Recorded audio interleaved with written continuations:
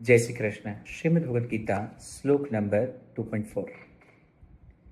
अर्जुन उवाच कथं भीष्मम् अहं सख्ये द्रोणं च मधुसूदनम् इषुभिः प्रतियोत्स्यामि पूजार्हो हरिसूदन।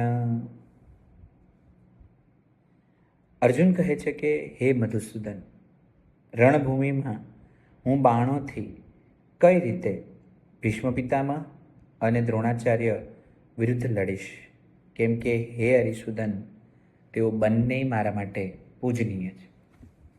અહીંયા અર્જુનનું કન્ફ્યુઝન ખરેખર સાચું છે. દાદા કે જેના ખોળામાં એ મોટો થયો છે, અને ગુરુ કે જેણે એને શસ્ત્ર વિદ્યા આપી છે, એ બંને પૂજનીય છે. અને એની સામે એને લડવાનું એટલે કેટલું ધર્મ સંકટ થાય. અહીંયા હું એ જોઈ શકું છું કે ફ્રેન્ડ્સ, મેં મારા લાઈફમાં જ્યારે પણ